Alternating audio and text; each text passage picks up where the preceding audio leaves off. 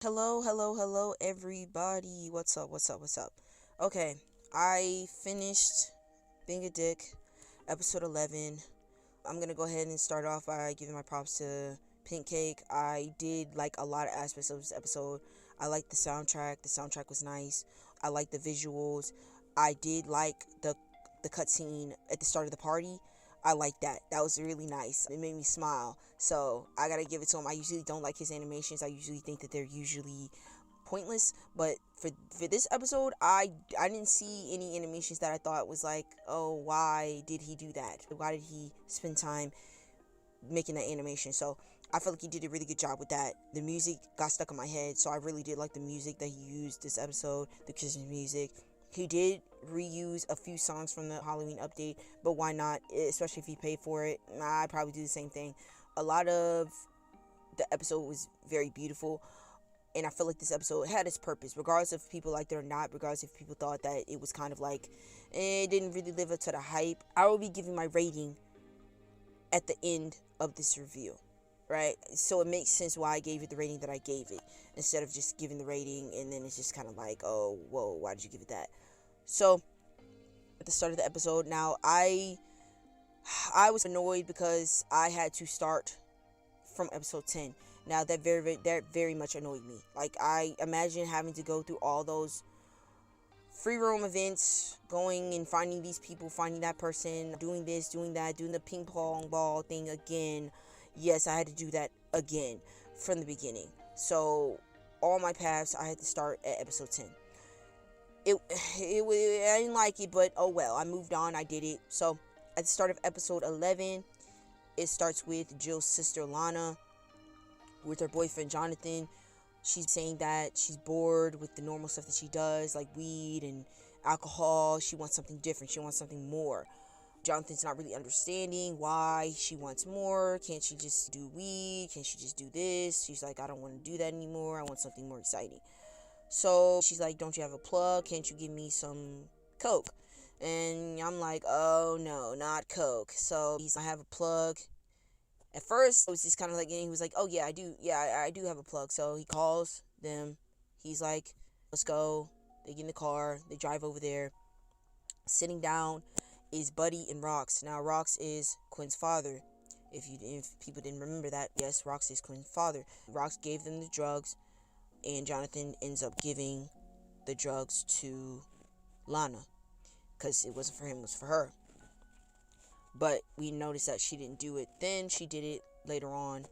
I don't know if it was like a couple of days after or the same night. I don't know if I should go ahead and go into detail about that storyline, or should just go in just... No, you know what? I'll go by path. So let's start with the Dik Path, right?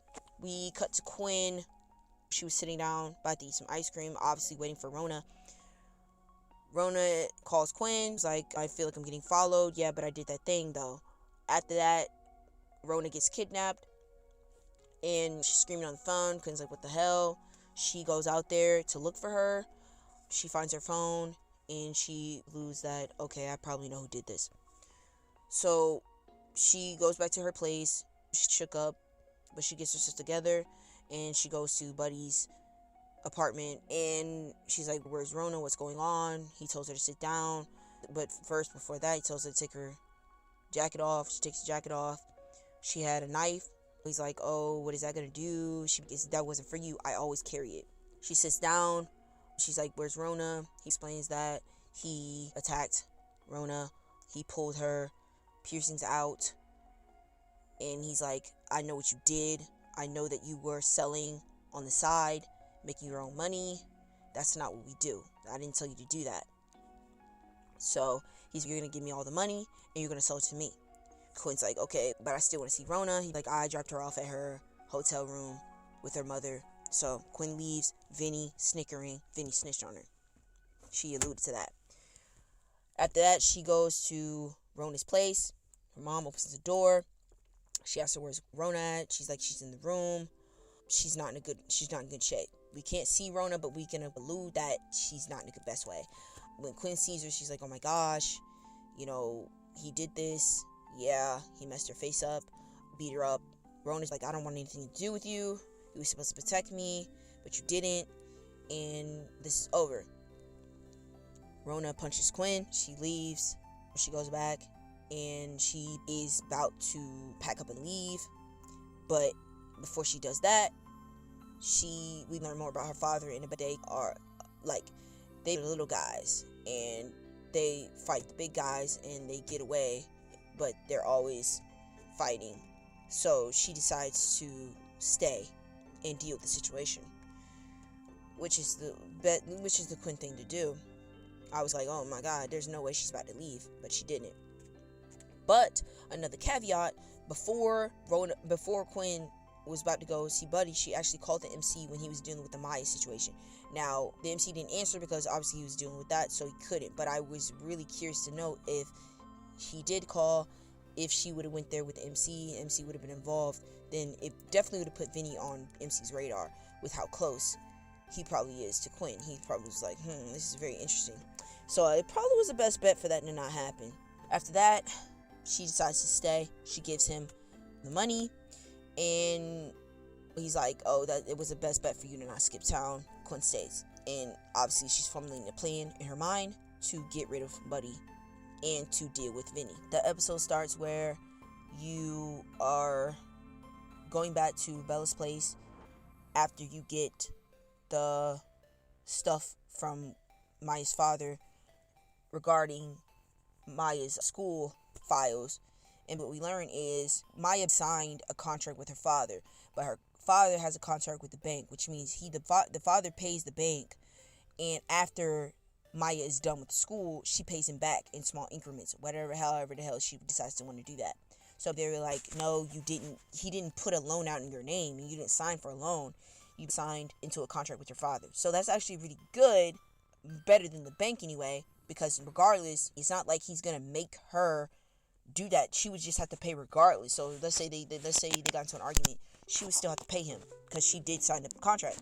But I don't think the father would go that far. I really don't.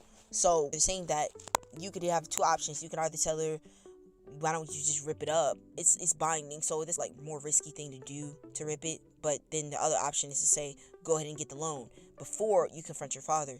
So that was good. Everybody celebrates. After that, we start to see a scene. As you can tell, that it happened during when Jill comes to the barbecue thing. She tells you that she walked in on the table doing the thing with the watermelon, and it showed that she kicked him when the sun don't shine, and he is sent to the hospital because she kicked him in the testicle.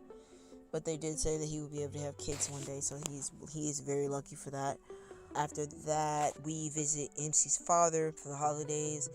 Depending on who you're with, you could show up with someone, but obviously I'm going to start with the Dik Path, so you obviously show up by yourself. Talk to your father when you're in the room. Obviously I'm on Dik Path, so obviously I'm with Quinn. What you can do is it will have you message Quinn and ask her what's been going on lately. If you need me, call me, text me. She says okay, cool. Moving on, then we see Zoe. She's at her place. Obviously whoever you're with, you tell them you're gonna go meet Zoe. If you go with Sage, obviously she has a problem with it. She does not like it. Obviously it's your ex, so why do you want to go meet your ex? Jill is a lot more understanding, but that doesn't mean that she doesn't also have a problem with it in a way. You go see Zoe. Zoe says that she's sick. MC already is coming up the stairs, so obviously that can't be an excuse that's used. You talk to her, whatever. She's writing down, looking through old memories and stuff like that. They talk for a minute. You could either hug her or you could just walk away. I always choose to hug her because why not? I don't feel like that is any problem with hugging her. Then you leave. You come back to the mansion. It's the big blow up. Tommy's going on a rampage. Heather broke up with him. He's like, something's wrong. This is not normal. This is something else. And he's pointing fingers. He knows John Boy knows something because John Boy's a little bit, I guess he has a face, and Tommy should know him by now. He knows he's hiding something. He was saying that somebody came to him and told him about Heather. Heather was coming out of, I think, Jamie's room. Tommy confronts Jamie. He's like, yeah, she came in my room and she left her thingy in the boy, but I didn't sleep with her. It wasn't me. you already talked to Nick at the barbecue, so he comes to you. If you did sleep with Heather, then if you did get a blowjob from Heather, then you could say, yeah, you could tell him, oh, I did it too. If you didn't, then you could tell him to either keep it to himself, or you could tell him to tell Tommy about what he did. He doesn't tell Tommy outright, regardless of what you tell him to do. You have to either coerce him, or you hide the secret for him, but he gets called out anyway. But even if you don't tell on him, he still calls you out and said, oh, you're the one that told John Boy. And you can say, no, I didn't tell John Boy. I told John Boy. I didn't tell him you. I told him some things, but I also didn't tell him that it was you. It was just kind of like, it's like you snitched on yourself. You could have played it, but you didn't. So you got exposed. So he tells him that I love Heather, you treat Heather like trash, and I don't like it. Tommy's like, what are you talking about? You don't know anything. He points his finger at the MCs, telling him that MC told on him. You could be like, no, I didn't. I didn't say anything. And I don't like you. If you didn't do anything with Heather, you could like, I don't like you pointing the finger at me. I didn't even do anything wrong. You're getting called out here, not me. Then they start pointing fingers at Nick. Tommy, I guess, was paying attention, and he's like, I've been suspecting you for a while about you being disloyal, about your room not being trashed. That was suspicious. You've been watching my girl. That's another one. And then the third one is you're always bringing up Vinny. You're always complaining about Vinny. You're always talking about Vinny could have ran the dicks better. Vinny was such a great guy. Honestly, I'm not gonna lie. I've been suspecting Nick to be suspicious for a long time. A lot of people said Jacob. I never pointed my finger at Jacob. I never thought Jacob was suspicious. I did think that it was weird that during the barbecue thought that it might have been the MC, which doesn't make any sense.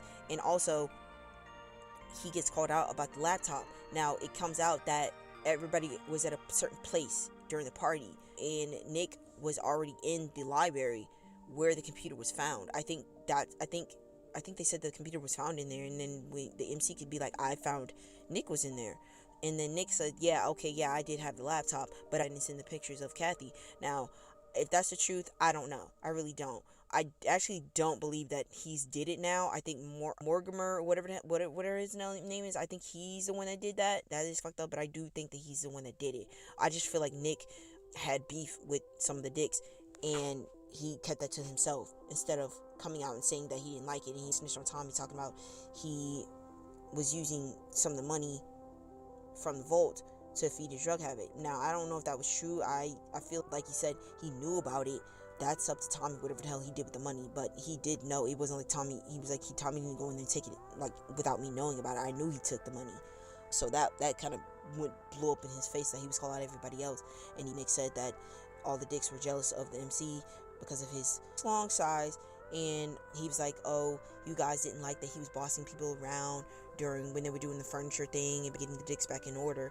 And I'm like, I don't believe that. I don't feel like if they thought that the MC was bossing them around, I don't feel like they would do it. I feel like maybe Nick probably didn't like it. He's probably like, oh, this wouldn't fly if Vinny was here. He would have let the place be trash and would have went on. Who knows? He's always bringing up that man. I don't know. He's always bringing up that man. Even when they went to the Pink Rose, he brought up that man, talking about he missed Vinny. It's very strange. And he got caught red-handed, and him saying things about the dick and then walking out, he's been having plex about them for a while now. He walked out the door, he let the dicks be askew. That was not good for the morale of the group. He left. We start the next day at school. Derek is wearing a hat. He's not feeling good. He's like, wow, I can't believe Nick said all that. You could either say you understand why or you don't trust him. I picked I don't trust Nick because I don't. If you could throw everybody under the bus and then talk crap about everybody, then what more could you say about the guy? It's very suspicious, very weird. And if you're on the Dik Path, you see Quinn at school, you can talk to her, be like, you've been distant from me for a while, what's going on? She said, I'm taking care of some stuff. And he was like, did you call me? Did it have anything to do with you calling my phone and me not being able to answer? And she says, yes, but there's nothing you could do to help me. It's too late now. There was a cute little moment where she puts her hand on his shoulder and she calls him babe again, and she walks off because Gina came and whistled. She went off. Then you walk down the hallway, you meet Jade. She goes to the classroom. You can say that regardless of what you're going through, I did care about you. I did want this thing to work, and I feel like it can work. Then they go their own way. MC's in class. Teacher comes. It's the holiday season. It's not mandatory. So I forgot his name. He walks out. You sit with Camilla. You could choose to flirt with her if you're not dating anybody. The Hots have been going through a drought because Quinn has stopped the services for them to be doing what they do to collect money. So I guess they actually got some benefit out of doing that. So Camilla, she's horny. So you go and you sleep with her in the stairwell that you slept with Sarah at before in the past. Camilla remembered it, so she's like, I thank her for putting her onto that spot. They do the do. That was cool. Oh yeah, I forgot. Let me back up. Tara talks to the MC, explains that her friends were the ones that were doing what they were doing with the pictures and stuff like that, and she explained that the reason why they were doing that is because the Dicks had done things to them in the past with the whole, when they slept with people, the whole shouting thing, and then one of them said that they've done things to them that they didn't appreciate, so that's the reason why they were doing what they were doing, and she got caught in the crossfire because she's friends with them. It wasn't a good look being caught with them that day. It really wasn't. And that girl, she ran all the way back to their little lair, so she fucked up by doing that. So now they know exactly who. And there was some people in that room that I didn't even expect. So I was very surprised to see some of those people in there that was doing all of that. That was very interesting. Back to the classroom, you talked to Anthony about the pictures. Anthony said he agreed that when he saw the pictures, that was before the MC was even at the college. So there's no way he could have had those pictures unless he took them from somewhere and then he sent them out. So it was weird. So he was like, yeah, I said that, but Troy still believes that you're the one that did it. So there's no convincing anyone else besides Troy. So you got to go talk to Troy about it. After that, you're back at the mansion. After the fallout, people are still not good. You can wrap the presents. I mean, not the presents, but you can order gifts for your friends. You don't have to do it all right then and there. You have 3 tries to do it, but you can go ahead and start seeing how much money you want to give to, how much of an expensive gift you want to give to who. After that, Jacob comes in the room, talks about what Nick did. He said, yeah, he didn't really trust the MC either, but now he knows that it probably wasn't him. It was maybe Nick was more suspicious than he thought, and he was seeing that the things that Nick was saying was kind of like out of left field. They dap up. After that, it goes to Zoe on the phone. She's talking to the people that were in San Diego. He's saying that, do you have feelings for the MC? She said yes, not yet, but she's not sure. She really didn't think about it yet. And he's saying that you need to tell him how you feel regardless of what's going on, even if you're in a relationship. He still recommends that Zoe tell the MC how she feels. Now, honestly, depending on the scenario of what I was seeing, I wouldn't have done it. If I felt like the MC was in a relationship, I just wouldn't feel like it would be a good decision to do that. And I'm pretty sure she knew you were in a relationship with some of the women, especially when she comes and you show her the pictures that you took. You do say, oh, that's my girlfriend. That's my almost girlfriend. So I don't know what the hell she was thinking. She was honestly going to hurt her own feelings.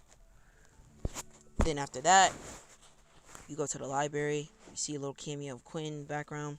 You talk to Troy. Troy's like, what's going on? You explain to Troy that, it wasn't you.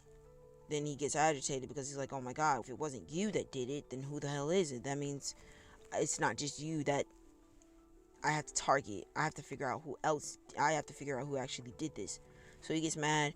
You explain to him about the Dicks and it's turmoil. Then you tell him that the room situation, like how did Nick's room not get touched? I feel like that was suspicious. Then you talk more about that later, but then he leaves the library. If you've had relations with Jade, you and Derek talk, have a drink. He explains to you that how you're going to sleep with the mom and then still be friends with Sage. That's not a good look. There could be a scenario where Jade tells Sage that you're sleeping with the mom. She is going through a divorce. It's very, very messy. MC's like, I don't think that has anything to do with it. I still want to have a relationship with Jade. you could tell by the look on Derek's face, he doesn't agree. He does not agree. Now, honestly, if this was real life, I probably would have just broke it off with Jade. It's just not a scenario. I would rather still have a relationship with Sage. And I just feel like Sage would not like to know that the MC has been sleeping with the mom, been having relations. It's cheating. It's just not good. It would have been more bad to find out that he was sleeping with her before they even have the divorce. It's just very messy. So I can understand where Derek's coming from, but the MC, he's like, I'm not stopping my friendship with Sage. So that kind of was like, oh man. Then we do montages of the Dicks going through their own little motions. Obviously, the feelings in the mansion are very, very low. Tommy's kept it to himself because of the Heather situation. MC is working out, working more on himself. Jamie, his girlfriend's hamster died, and I guess it had something to do with Jamie because of what he did. I was like, oh wow, Jamie, you messed up bad there. After that, you start to decorate the Dick mansion to get ready for the party. You start the party. I'm talking about it as a perspective of the Dicks. So it starts. Derek has this bowl filled with activities for people to do. They have to do it at the end of the night. If they don't do it at the end of the night, it'll be consequences. So I pull one, and the pull that you get is you get to be Santa Claus, and you have to have 5 women sit on your lap and ask them what they want for Christmas, stuff like that. So you could either take it or you can save it for Tommy. Now, I don't know why you would save it for Tommy. I say just do it. No harm, no foul in doing it.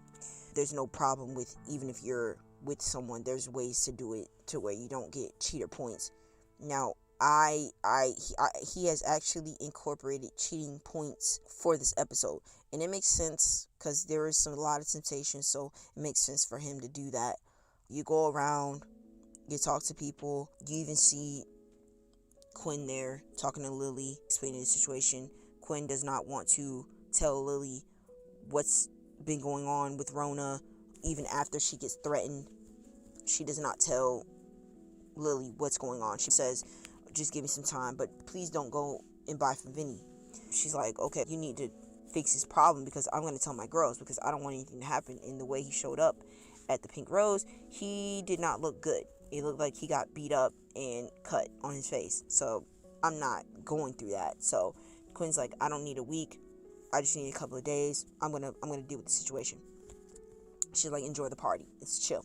MC shows up, like, people say party, what's going on, girls? Quinn's like, she just walks off. Lily walks off too. Depending on if you're on Bath, she'll talk to you a little bit more. If you're not, Quinn will walk off regardless, and you don't see her until probably the end of the party. So you're running around, you're doing activities. You can do the mistletoe, you can kiss some of the girls, you can help some of the girls with their activities. You could even have a scenario where you do stuff with Sally. Finally, she has, like, I think 7 minutes in heaven or something like that. You can help her with that. She didn't want to do it at first, but you can persuade her to doing it because she even got bored because they were just going to be sitting in there talking or listening to music or whatever. So you can make out with her. After that, you do the game. You could either do the cucumbers or you can do the wet t-shirt contest. I've done both, but my favorite is doing the cucumbers. I feel like it's a very more interactive game, and you get to see some of the scenarios more better than wet t-shirt contest. I gotta put a caveat. Chan, that man is funny as hell. I ain't gonna lie. He had me laughing when he picked that girl to do the thing. He was like, I can do it better than you. I can even suck better than that. Like, that was hilarious. He was, even at the beginning, he was with Jamie when they figured out, well, not, I don't know, no, it wasn't Jamie, it was the other guy. It was Leon. Leon is the one that figured out, followed those girls back to that place, and figured it out, and he was like calling them all types of names and whatever. Very, very out there. He really doesn't care about that. You see him upstairs talking to that girl with the pink mask on and stuff like that. So I just thought that was funny. So when you do the game, it's Tommy, Derek, Jamie, and Chan. And the loser was Chan. Chan couldn't get it up. He was like, I don't feel nothing. I'm not even hard. This is crazy. I was like, I don't know what's going on with him. I don't know. But that game was really, really cool. Heather got a little bit jealous because Tommy seemed like he didn't even care. He moved on. You can talk to Heather again with the Santa thing, and she's like, I only came tonight to make Tommy jealous, but he seems to be fine. And MC can be like, you can't really keep doing things in regards to Tommy because Tommy's going to do him regardless. So if you're there or not, it doesn't matter. And she's like, he's acting like he was acting when we were still together. So it wasn't going to change. So she gave her some advice. She's like, you're a better Santa than Tommy. It seems like it cheered her up, which is good. Bianca shows up to the party. She's still with the guy, so the only way you can break them up is if you're on the jail path. So if you want to have her, like, you could have Derek take your spot, but if you do, you could choose between, I think, Bianca, Zoe, and who else? Heather. I think you can ask Heather to do it. I always pick Bianca because why not? And then her friend's like, well, that's classified as cheating. We sucked the guy off without even sucking him off. So whatever. She's like, it's fine. It's just a game. I didn't know it was going to be like that. Whatever. I feel like, I hope in the future we can have a moment to sleep with Bianca, and regardless if she's still in a relationship with that guy, and or have an option to still break them up. I don't know if that's going to be a case because so far the only option we have to do that is if we're on the jail path. So after that, later on in the night, you could help Tara with her thing. You could do the horse thing. That's 1. Also, Tiffany, you can sleep with Tiffany. That's 2. And then after that, you have an option to find Quinn. She's in the theater room. Quinn's like, it's too loud out there. He's like, what's been going on lately? She's like, before I tell you why are you doing all of this, you could tell her, you could either go the friend route or you can go, I really care about you. That's why I'm doing all this. So that's why I care. And after that, she tells you how she grew up, about her father, about what happened, about her father overdosing, and her buddy taking her to the adoption, taking her to social services. She got adopted out. She had a good life or whatever, but something kept always dragging her back to where she used to stay at her old home. That night she overdosed, but he didn't know what to do. The mom was on the ground. She didn't get up, and Quinn said she froze. So after that, buddy took her to social services. She got adopted out, and she always wanted to go back. She's something that always took her back to her home. When she got older, she went to Buddy again. He taught her how to smoke weed, what to do with weed, how to use it, how much to use, how much to not use. And then she just started selling it. And then she said that she met Rona. She used to be her dealer, and she used to upsell her. She used to sell her quantities more than that were probably worth. Now, I know a lot of people that do that because you're not really thinking about the price. If you got the money to buy it, you're gonna buy it. If they say it's like $80 for an eighth, like, you've lost your mind. Like, you really lost your mind. But people have gotten away with it. I always said I'm not gonna get gypped. Even if I did buy weed, I'm gonna look at the prices and know what I'm buying. She said she got gypped, but she was gypping Rona, and Rona had no problem with it. Even after she found out about it, she forgave her, and that's how their relationship started. She would have her do things, and Rona would do them, and she didn't feel bad about it at all. Like, it was like, if she didn't say anything and she felt like she was being used and she didn't stop herself from being used, why not use her? And that's fucked up. But there are people out there that's like that. It is what it is. So she explained it like that, and she was like, tell me I'm bad, like, tell me I'm an awful person. And you could either tell you that she is, or you could say, like, I understand why you did it because you've had a bad home. Like, you really didn't, but you chose a bad path. You're self-sabotaging your friendships. She's been saying that I'm gonna do something, but if I do need you, I'll let you know. So MC's like, man, I need a drink. He walks off, but before that, Quinn's like, thank you for letting me vent, because she probably did need to vent. After that, it shows like a montage. You go to Bella's for the holidays. Everybody's all dressed up, but before that, Maya, she's talking to her dad. It's time to confront him. He sits down and apologizes for Thanksgiving, and she's like, are you apologizing because you're sorry, or are you apologizing because somebody was around? And he doesn't really answer, and he explains like he's been going through a lot because of the mom's been saying a lot of dark things to him, and he doesn't know how much he could take with her doing that. And they're kind of like, what has she been saying? And he's been saying she wants to go to another state, she doesn't want to be here, and he's like, it's the pills and stuff like that. And then he just breaks down crying. Maya gets up, hugs him, and after that, she's just kind of like, I'm gonna be paying for my own schooling, and I'll pay you back. And I didn't want this to happen and stuff like that. And then after that, they get in the car, and then Drake's like, do you think that he's actually sorry? And she's like, I mean, I think so. You never know. But that was a nice ending to that storyline. I'm glad that we got to the bottom of it. I'm glad I told y'all at the review, before the review, that I wanted a lot of storylines to be coming to a close. I was starting to think that MC kept adding on storylines and not ending them. But I feel like a lot of storylines ended this episode, and I was actually happy about that. That being one of them. Now that's been a storyline since the beginning. So this is finally an ending. Maya's paying for her school. I feel like their home life can be fixed. Obviously, because they're still over. It's a scenario that can be fixed. And honestly, when I played the storyline, it got to me, because it's like when you played it the first time, I couldn't relate. But now that time has passed, I can relate to what Maya's going through with her father. Not with my father, but another family member. And I agree, when you feel like you can't talk to them, and it feels like things are just happening around you and they're controlling you, and it's just like you get to the point where it blows up.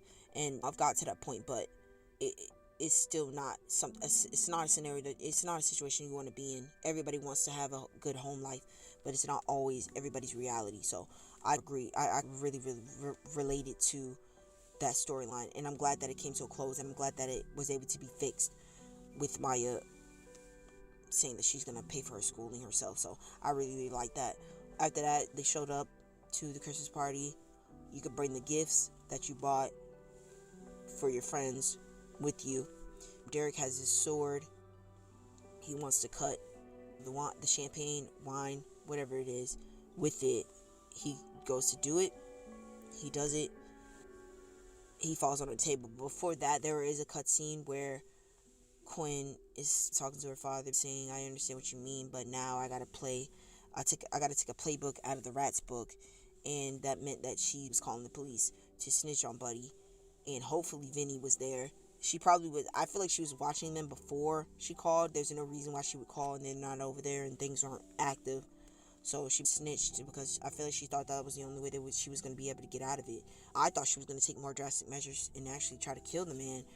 But I feel like even if she was able to kill Buddy, she would have to deal with getting snitched on herself and actually probably going to prison. So I feel like she thought snitching on them was the best bet. It probably was. That was another caveat that was another thing I was thinking about. Maybe she's gonna tell on him.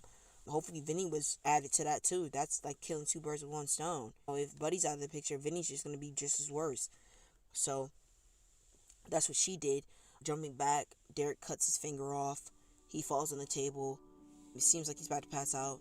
They get him up, looking for a towel, trying to get his finger on some ice. And Josy goes into the room that Bella has been hiding for a while. And everybody's just stuck there. You hear heartbeats. Obviously, it's Bella's heartbeat. And we need to know, is it a body? Is it a shrine? Is it a nursery? I want to know. I really want to know. So that's the end of the episode.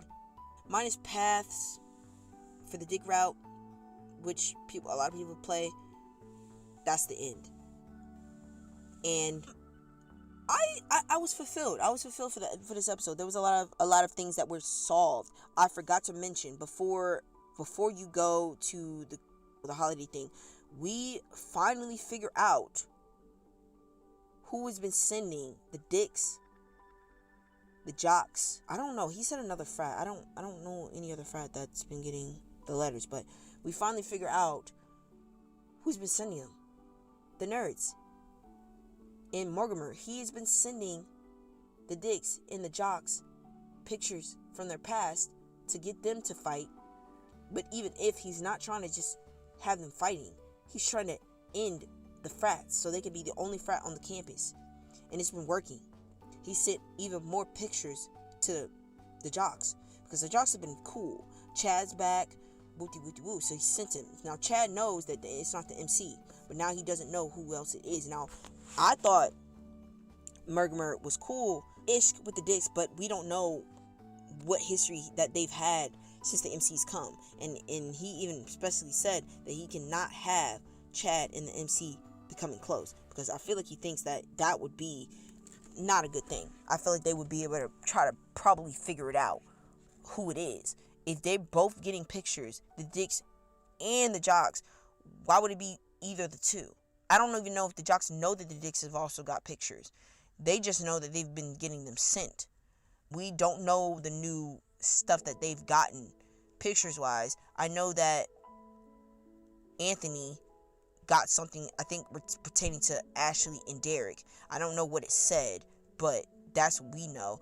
Don also got another one. He didn't open his, but that guy, the big jock guy, he was trying to keep Chad's, and Chad obviously fought him on it. Well, Caleb, he was trying to keep Chad's letter. Chad obviously fought on him because obviously he probably thought it was either some homo stuff again, and he could not have that because the Jocks do not know about him being gay. Honestly, I don't know. I feel like if he just went and if he went and told them that he was gay, I feel like it probably just solved the problem. But I don't know how the Jocks are gonna feel about that. I don't know if they're that close, or I don't know how homophobic they are enough for Chad to feel like he can't tell them. And even when you talk to Chad in the library, he's like, he didn't even know that Sage knew that he was gay. Sage even gave him an option to tell her, but he didn't, so she just let it go. He decided that he didn't want to say anything. He didn't. And when the MC told him, he was like, oh my God. And he was like, I knew that I'd been known that you were gay. I didn't say anything this whole time when I could have. I saw you firsthand doing it. F the pictures. I saw it. That was that. So now we know Murray, he's trying to be the only frat on campus, and he plans on destroying all the frats from inside out, and it's working. I don't want it to work. I want the Dicks to be able to be okay, but honestly, I don't know how much more dirt that can be spilled before it's just kind of like, do we even let this sway us for real? Yeah, I really want to know, what is Bella hiding in that room? And we will find out in the next episode. Honestly, if I had to guess, I think it has something to relate to the husband. Maybe his old stuff, or maybe it was a nursery. I don't know. It's just something that she had that door locked, but she did not have it locked recently. She probably forgot and didn't think anyone was going to go in there. But I don't know. What do you guys think? What do you think is in that room? I'm curious. It's probably not something. It's probably something that it's not that bad, but it could be really that bad.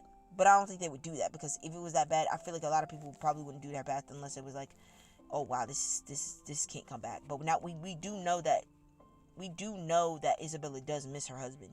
He left a long time ago. They said he was still alive, but he's gone, missing, whatever. So he can't be in that room. But I'm thinking it's something that she definitely wanted to hide. So I'm gonna go with a nursery. I'm gonna go with either a nursery or some of his old stuff. But I'm gonna go nursery because I feel like maybe a shrine. Maybe it's a shrine to him or something like that. Maybe some spirituality stuff.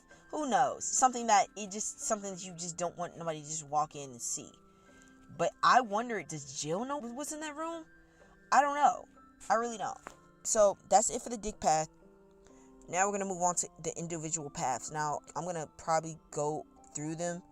I'm not going to go every integral detail, but I am going to go over the paths and say how I feel. We're going to start with Jill. The path starts out with you meeting the father. It went well. The father likes Jill. Jill is bantering with the father. Then when you go back to MC's room, obviously you're in the chick path, so he's like, it's not like your place, and I'm more subconscious about, this is staying on the floor, and I'm not comfortable. And she's like, this is where you grew up, so this is you. This is your personality. They cuddle up and stuff like that, and at the end, she's like, okay, so what are you gonna be doing? And MC's like, we're gonna be staying until tomorrow, but after that, I'm gonna be going to see Zoe. And Jill's like, yo, what's up with that? MC's like, oh, that's my ex, and she was my friend first, but I do classify her as my first girlfriend. And Jill's like, she understands, but she's not really feeling it. So MC, he goes see Zoe. That's fine. After that, we have a little montage. We know that MC doesn't like the winter. Jill likes the winter, so her job is to try to convince the MC that winter is not bad. You can have fun during the winter time. So they start spending a lot of time together, and they've been doing a lot of things together, and the MC has been taking Jill out of her shell sexual wise, having her show herself more, talk more during intercourse and stuff like that, and the MC really likes that, so they've been doing that, which is really good. Jill shows up to the mansion to help MC decorate the mansion, hanging out with the Dicks and stuff like that. She did say that she wanted to do that, and she has been doing it. A lot of people that didn't really think that Jill was going to be around, and how PK was going to incorporate her into the storyline with the Dicks. She's been around. She had a lot of good scenes this episode. She had a lot of good moments. I feel like we hung out with Jill more than anything. If I had to rate the best romances this episode, I would have to give it to Sage and Jill. I would say that Bella is a close third. Yep. I probably have to give it to Sage. I'll probably say Sage is my number one this episode. I really felt like they connected on different levels, but I'll get to her when I get to her path. She decorates. She asks the MC, does he want to come with her to see the sister's grave? He comes. She explains to him how the sister died with drugs, and that's why she says she's not comfortable around drugs, and that's why she did not like that the MC was there when the Dicks did the mushrooms, and she was like, you could have stopped them from doing it. And you could either say, oh, you can't be scared to live, or you could say, yeah, you're right, I was wrong, I probably should have stopped them from doing that. And she explains, anything can happen. She's right. Any type of drugs that you do could be the last time. You could do a drug and you can be gone forever. Your mind can be gone. You can have a bad trip and you never recover from it. You can do coke and you can die. You can overdose. It's a lot to do with drugs. It's not just simple. It's not just you having a good time. There's some bad caveats to it too. So she's right. So it was nice that you could go with her to see the sister's grave. After that, she invites you to go to Bianca's cabin for a day. I think a day or two, but I'm gonna say a day.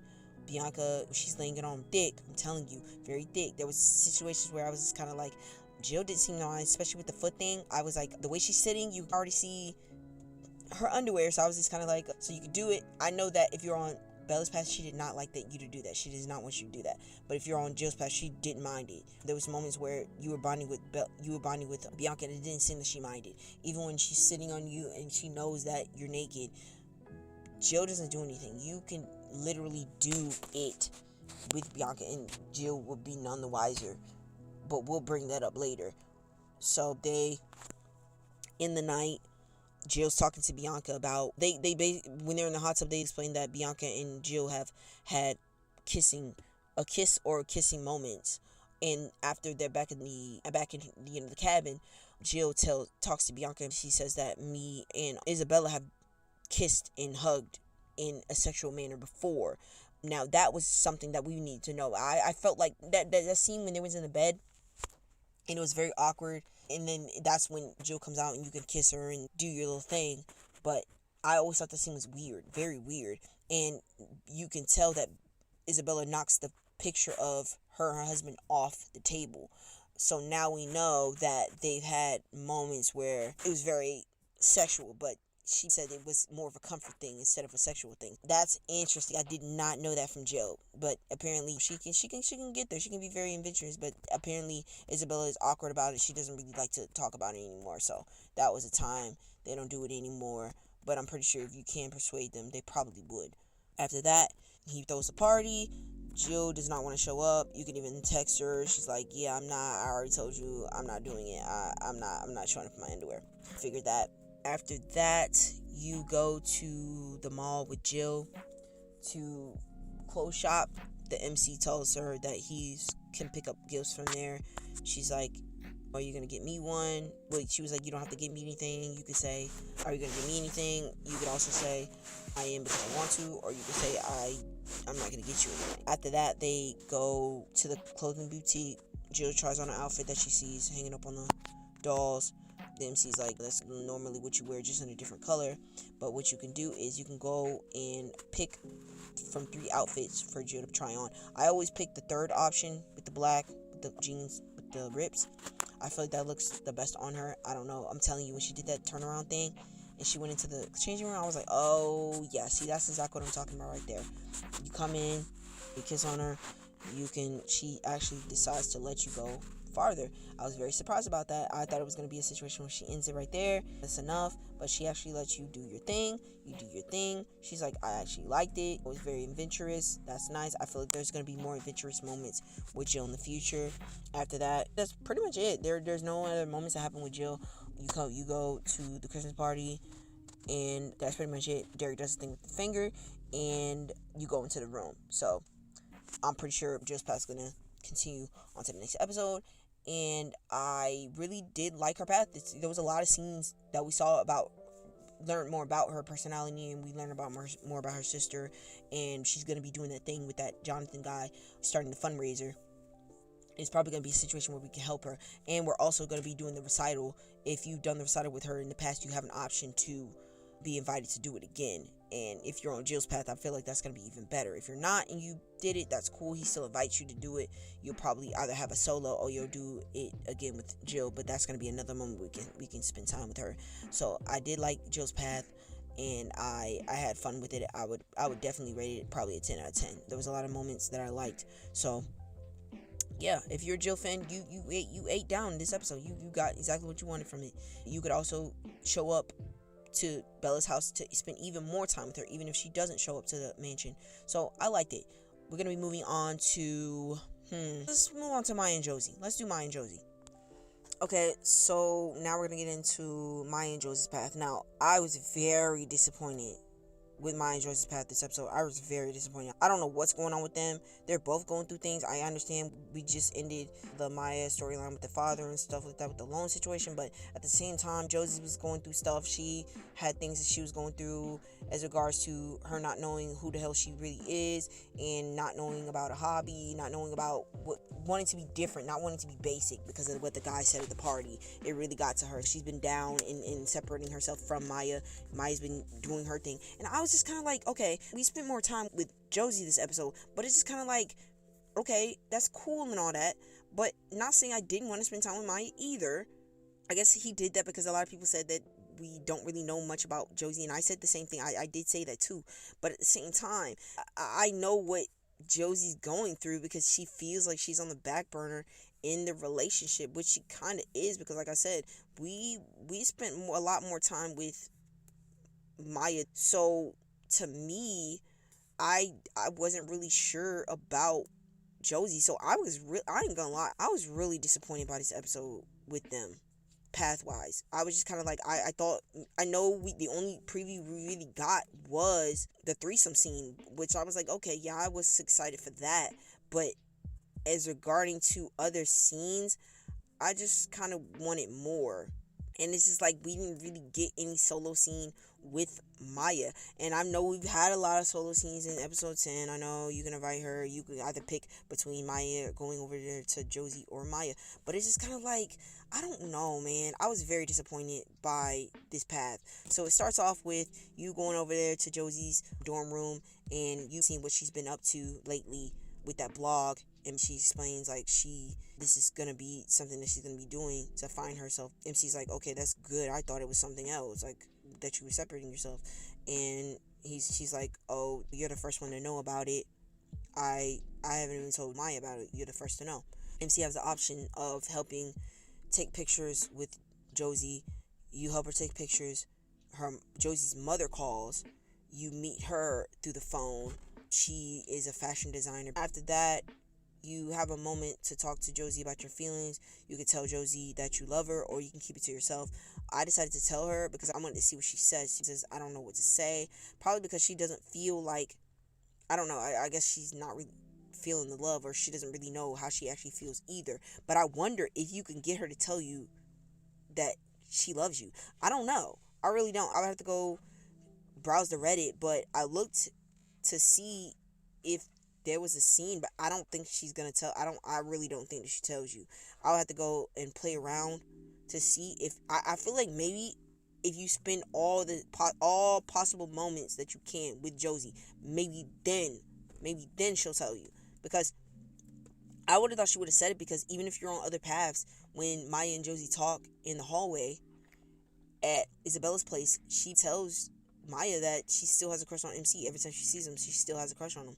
So I was like, okay, dang, we're not gonna have any lovey-dovey moments at all this episode. Yeah, the sex is cool, but I was kind of hoping that their relationship would go farther, and you don't even have any solo scenes with Maya, so I was just like, okay. And even Josy tells Maya, MC told me that he loved me, and I didn't say anything back. I didn't say anything. I couldn't, because I don't even know how I really feel. And I was like, oh, jeez, that's crazy.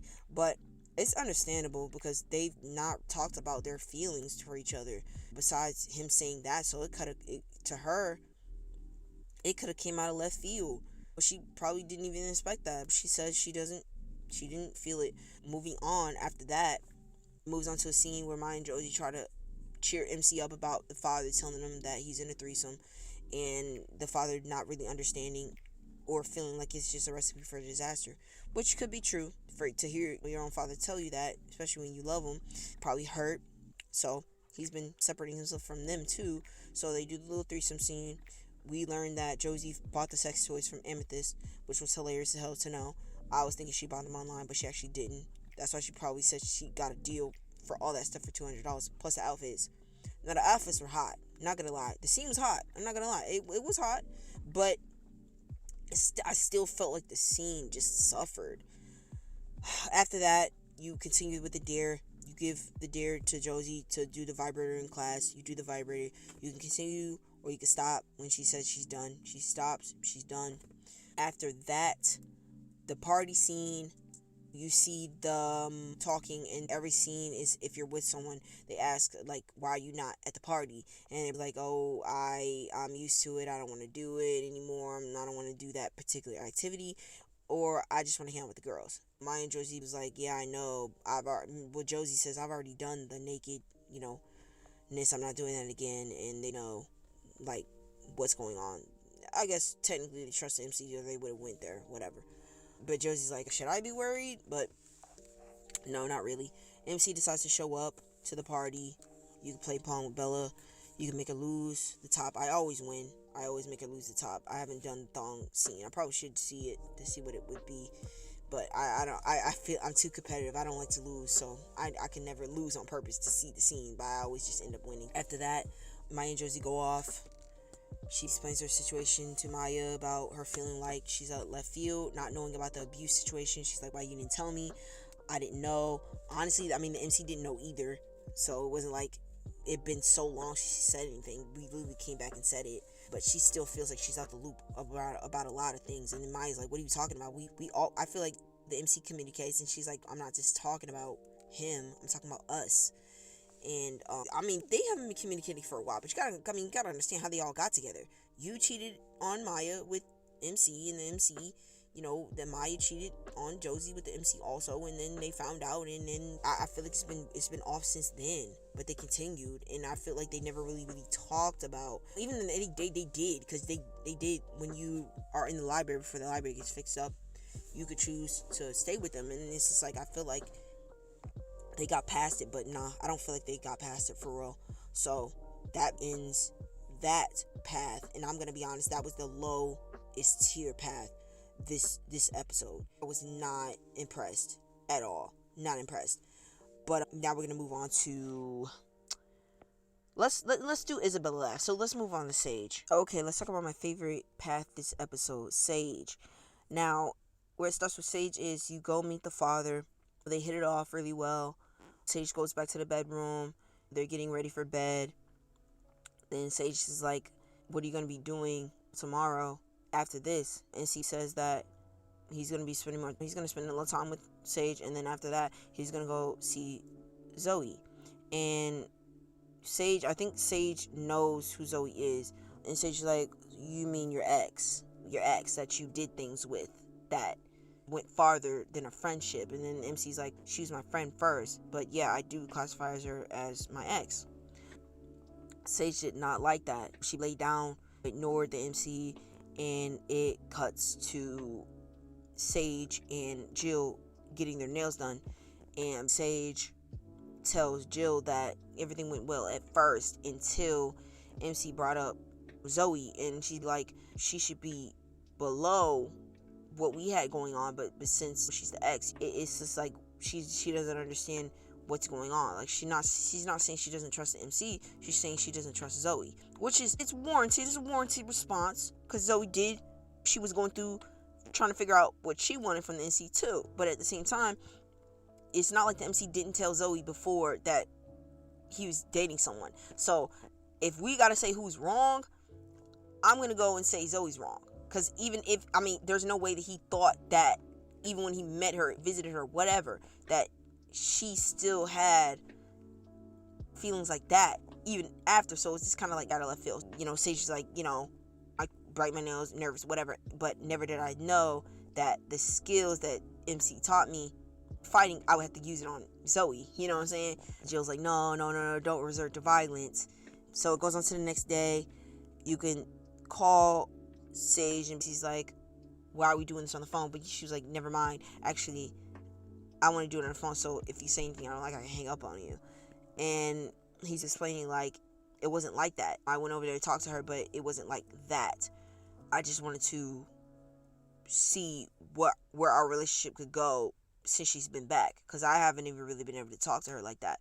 He's telling Sage that our relationship, I'm still together with you, I'm fighting with you, I'm not gonna be doing that, I'm not gonna cheat on you, I'm not Chad.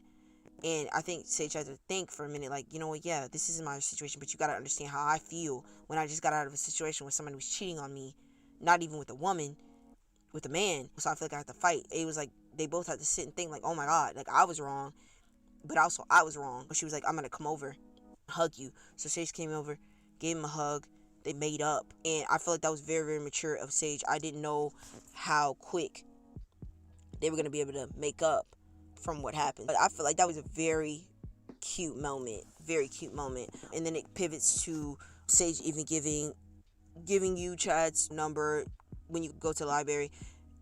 It's another caveat where MC tells Chad that Sage, she knows about you, she knows that you're gay, but she didn't say anything. And when he stopped, he was like, wow, I cheated on her, and she still didn't tell my dirty secret. Now, she would have any more ammo to do that. He thought he had to worry about MC saying anything because he thought MC knew. Of course he did. He told him that he did. You didn't apologize. Like, even when she came to you, that was your moment to spill the beans, and you didn't. So she just let it go. So she's more brave than you. If you were more in your light, none of that would have happened. Maybe you wouldn't have used her as a beard. So after that, there's another scene where you're hanging out with Sage after the whole scenario about she's going through stuff with her family life. They're going through a divorce and stuff like that. You can drink with her, you can tell her not to drink. I tell her not to drink because there's no point in it. They have a cute little scene where they do stuff. Then we skip to a little montage of you hanging out with Sage, still teaching her guitar, doing things together, chemistry, right? After that, she asks you, can you come with her back to, because her mom called about the father moving out of the house. So she's like, can you come with me? You can go with her, or you could say, I don't want to go with you. I always go with her. Why would you not? So go with her. Mom's irate. Dad's not even there. He just has people coming over to get the stuff. She's trying to calm the mom down. Dad shows up. He's like, why are y'all here? Sage spills on the phone to Jade that you're dating. Even when you meet, she's like, what is this? Who's this? She's like, this is my boyfriend. She doesn't care. She walks off. Dad shows up. She says the same thing. It's my boyfriend. He's like, I don't want you here. He walks off also. You go talk to Jade. She's like, that really, really hurt me that, what you said about my dad. I know he didn't even want me, or he didn't want to be a father. And she's like, yeah, I know, but I just wanted you to know if that's what he said, you heard it. But it's like, yeah, I know I heard it, but you reinforcing it, do you not know how that makes me feel? Now, she's completely right, because I hate when people say things He's like, oh yeah, I mean, you were there, you heard it, but it's like you're reinforming that, telling me that you don't understand how that hurts me. So Sage was right. So she walks up crying. You go in there, you talk to her, and she explains that she's adopted and it's hard for her, and she's been thinking about her real family, about her mom and her dad. And she's like, I don't know about dad, but I still have visions about my mom. I think she has more memories about being with her mom outside and stuff like that. So she's like, what about you? And you can say that I see a family with you. Like I said, Sage's path is more mature. So I wasn't really surprised that they were talking about stuff like this. She's like, I see somebody. You could either say somebody, or you could say I could be you. I see family members, my dad, and I also see kids. And Sage's like, you positive, you sure? And he's like, yeah, I feel like that's it. And that was really cute. At school, you meet up with Sage in the lobby, the main hall of the college. You pick her up. She changed her hairdo. Now I love that hairstyle on fucking Sage. I love it. It looks amazing. It's a very different style than what she's normally been wearing with the ponytail. I love it. It just makes her look totally different. It makes her eyes pop more. So I gotta give it to Pink Cake. He did exactly. He did a good thing. So after that, they hug, kiss. Do you see her new hairstyle? It cuts to the party. Sage's not there. Then it cuts to them talking at Isabella's place. They're like, okay, why are you not there? And Sage is like, why would I be there watching him drool over the girls all night and stuff like that? She's used to it. It's not like she's jealous or whatever. She knows. Then obviously you know that you can go from the party to Isabella's place. If you're on Sage's path, it'd probably be a best bet to do that, because it helps you for what happens in a minute. You win the ping pong thing. They take off their bras. Sage is not shy at all. She's not covering up at all. You sit next to each other. He's like, you're not shy. Wow. She's like, if you're on her path, it's different, because she's like, why would I cover up? You seen me. It's the end of the night. Everybody's going to go sleep. Sage is laying there. They lay there, and after that, MC is telling Sage his feelings, and they're saying that Sage starts by saying that she's happy that MC showed up regardless of throwing the party, because he knows how much the party meant to him, because obviously he was throwing it, but he still showed up, and it was like they were having fun, but MC made it even funner. And she's like, I love that you are more comfortable in your skin. You could joke around, you could put on a bra and it not be a problem. Now where it ends is, you cannot tell her you love her if you have too many cheating points.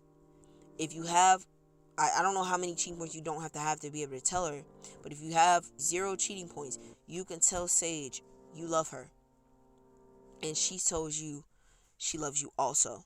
So that is another main girl that tells you that she loves you. I think the only other main girl that has told the MC that she loves him is who? Jill? I don't know if Jill has told the MC that she loves him. I don't know. If I had to guess, I would say yes, but I don't think so. So maybe Sage is the first. Surprisingly.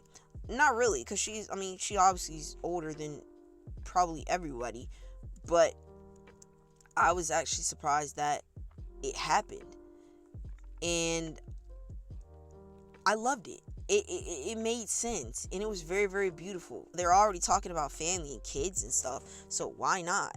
So after that, that's pretty much it for Sage's path. I see good things ahead for their relationship. Even though I think this is Sage's last year, I still feel like everything will still be the same. I feel like she'll still be around. She'll still come to the parties probably, and they'll still hang out. So I'm not really worried. So I really, really like that path. I would definitely rate that path a 10 out of 10 for this episode. And now we're going to go on to the last path. Now I'm going to do an extra one just for y'all. But for right now, let's go to Isabella's path.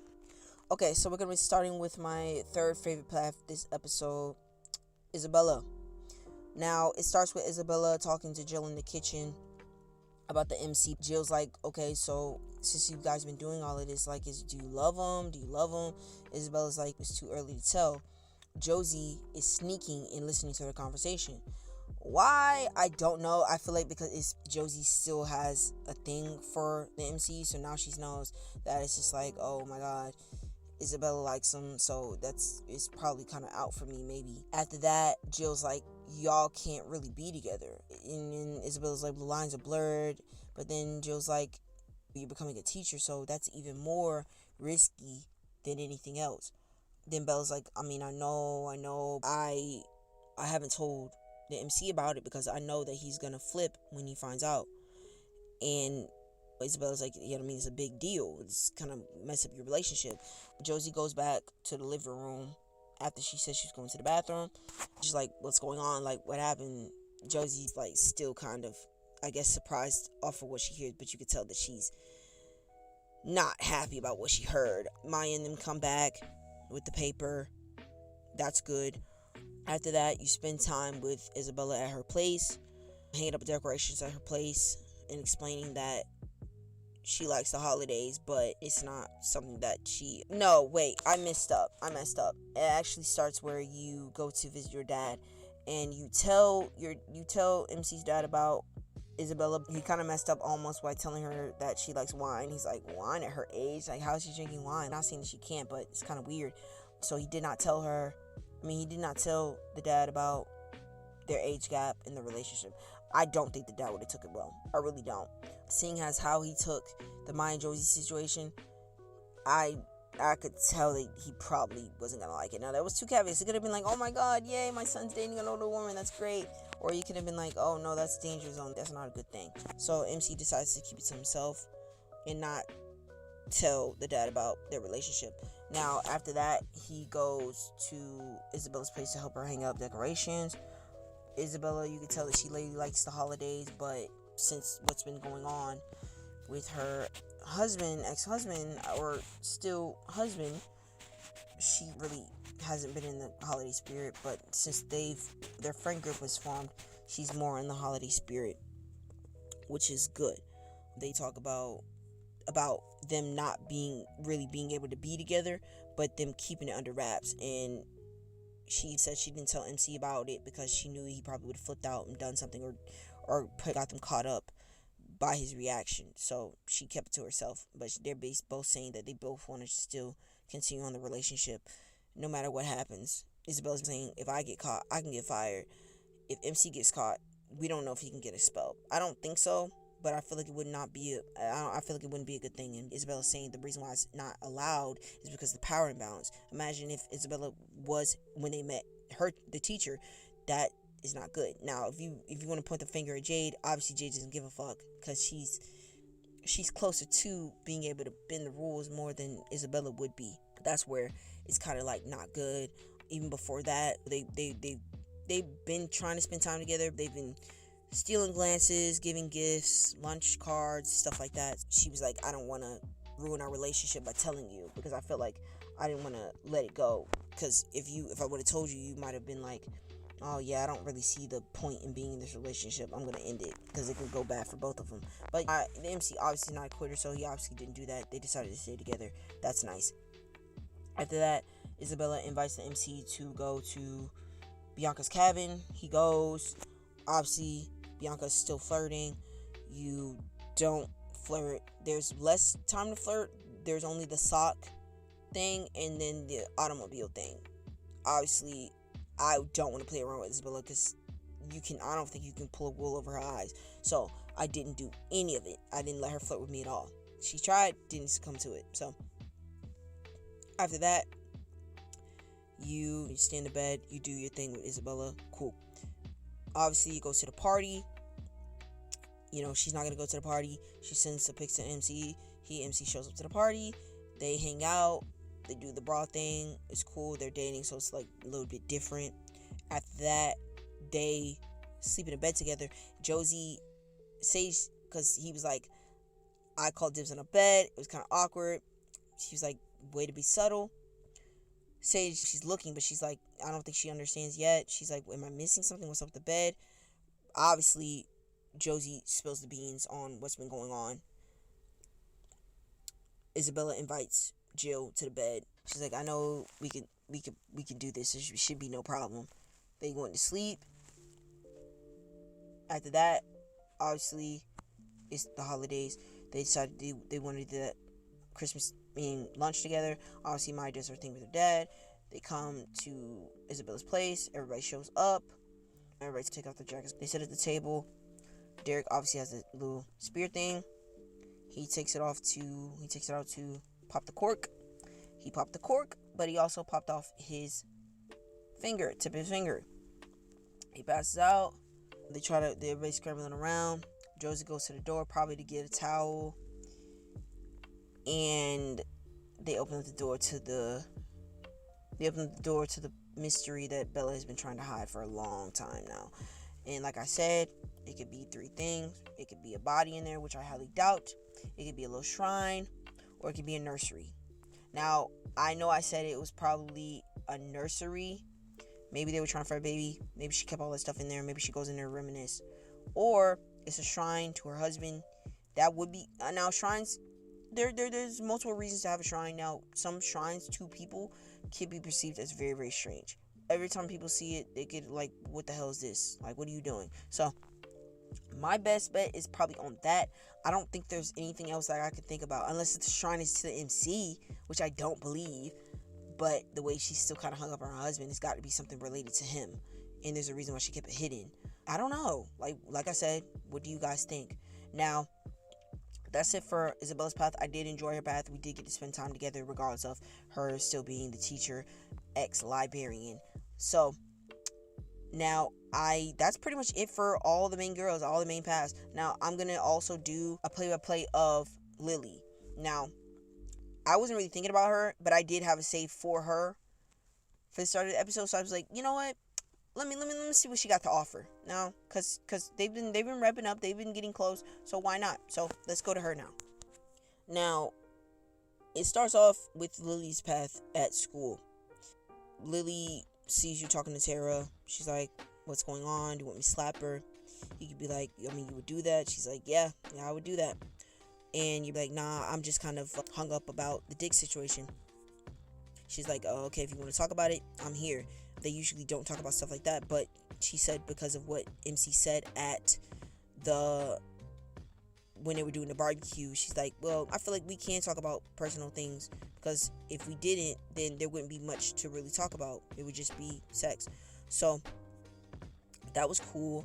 After that, they share a kiss, and I think they shared like 2 kisses. Then MC's like, is this like different? And she's like, nah, we're at school, so we can't really talk about that. After that, when you're hanging up the decorations, you go in there and you see Lily and you see Sarah. They're hanging up the Christmas tree. Lily talks about sucking on the MC out loud. Sage hears it. She doesn't like it. She hasn't liked Lily, the situation with the MC with Lily since the barbecue, because of how Lily was boasting about using the MC. I mean, they using each other, but she was boasting about it. It's like, you can do that, but Sage is talking about her saying it out loud and being more forthcoming to say stuff, and she's like, that's trashy, that's a bad look, and I feel like she's using you. So you can be like, nah, I don't think she's using me. I'm waiting around to see if this can be more than what it is.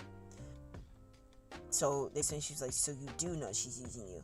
I mean, nah, I mean, it's more about friends with benefits type thing. And MC's like, what was coming from? She's like, I mean, I care about you, and I don't want you to be used. So she walks off. You go back in there, you can talk to Lily again, and then MC starts repeating things that she just told him. And she's like, see, I knew that. She takes him away, and she's like, I knew that she said things to you that make you change your mind about me, and I don't like that. Don't let other people sway your opinion about what we got going on, especially if you know that I'm not using you. And he's like, I don't really know, because you're not really being honest about what this is. Like, do you like me, or are we rolling? Like, what's going on? You're not being clear.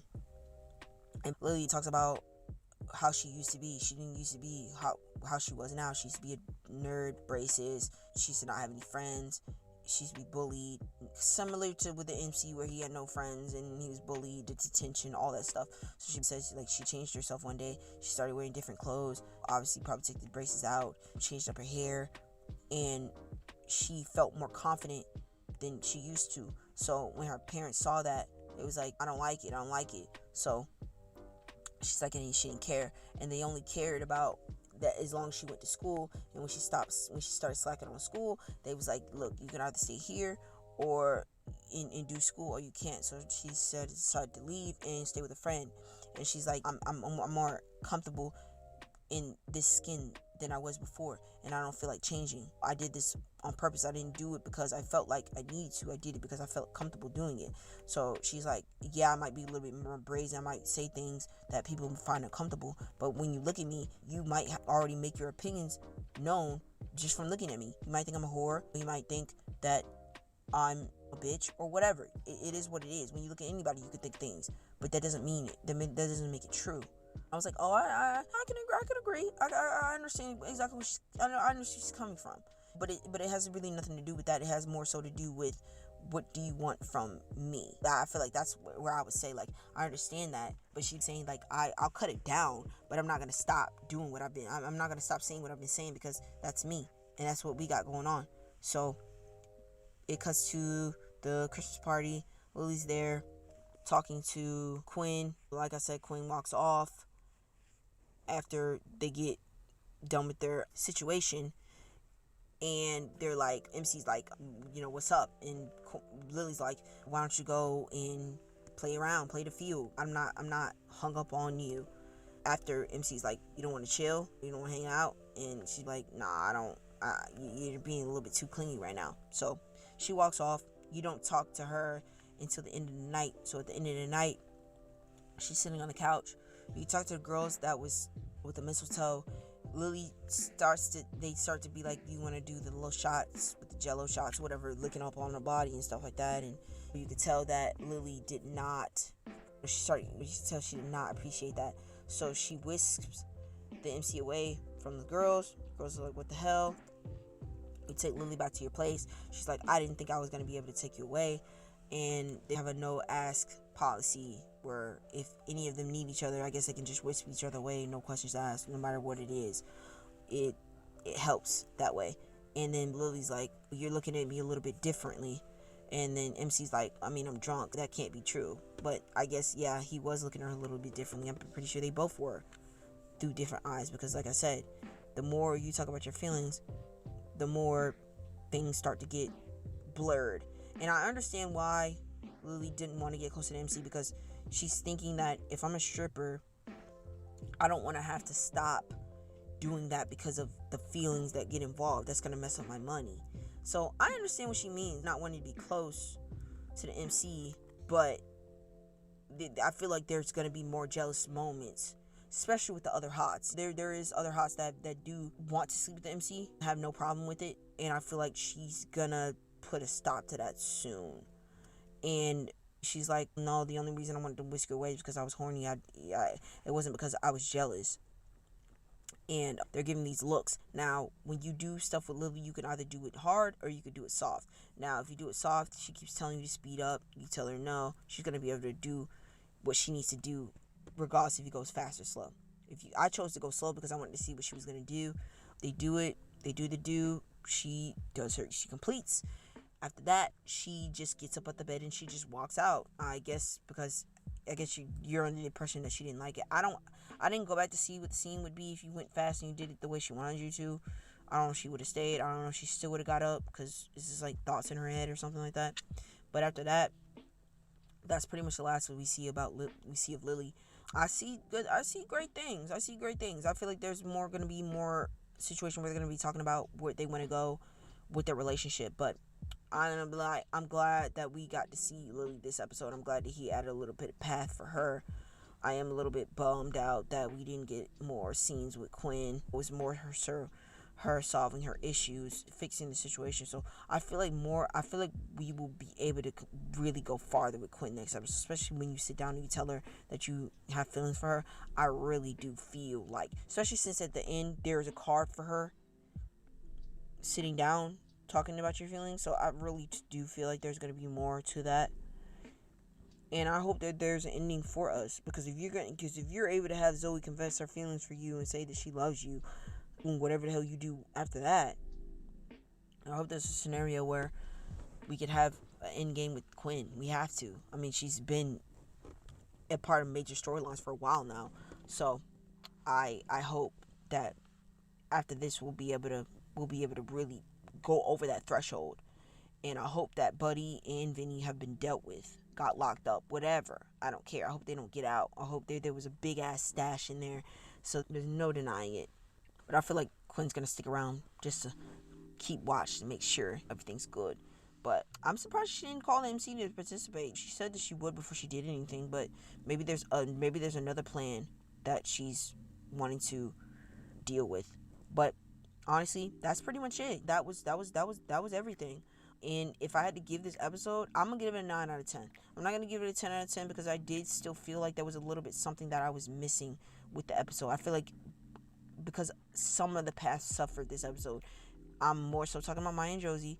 I didn't like what I saw with that. I feel like, yeah, I know they can't give us fanfare with them every episode, but I don't know. I just felt like there could have been more. There could have been more with them. But other than that, I'm gonna give it a 9 out of 10. I'm gonna give it a 9 out of 10. There was a lot of things that I liked.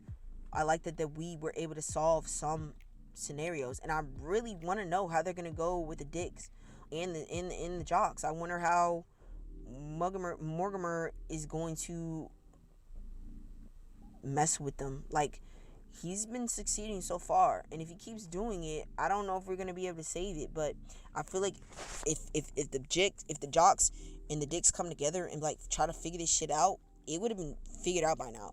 I would have sat down and been like, hey, what's going on? Like, are y'all sending pictures? Like, why would they? I don't know. Like, I don't know. The Jocks aren't thinking. Why would they send pictures to y'all? Like, I get it. Y'all don't like each other, but if they did dirt and they slept with somebody that y'all had a relationship with, I would have kept that under wraps, like for real, and just had that be something that I knew happened. But other than that, there was some paths that I liked. There was some paths that I felt really fell short this episode. I'm praying for Rona. I hope that she recovers, and I hope she comes back to school. Quinn really did fuck up. I don't know why she thought that man was gonna let her get away with what she did. She did get away with it for a while. Vinny was the one that snitched and was the catalyst for Rona getting kidnapped. But I also don't understand how she thought that that man wasn't gonna figure it out soon. I know that she said she was planning on dipping. That's why she was doing what she was doing, and I understand that. But I guess she's like, fuck it.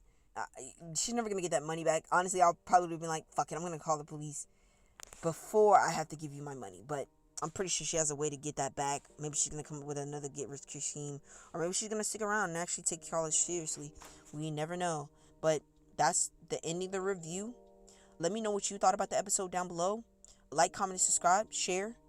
And tell me what you think. Tell me what you think down below. And I will continue to do this until the Being a Dick is finished. I will continue to do episodes. I will continue to do reviews. And I really can't wait to see how this is going to end. I don't know how many episodes are left. I know this is episode 11. I know we got 12 left. I know we got episode 12 after this. So I don't know. I know he said it was ending soon. I know we don't have that many chapters left. Maybe the next chapter is the last. I don't know. I have to go look. But I really did. I had fun. This episode came at the right time for me. It took my mind off a lot of stuff.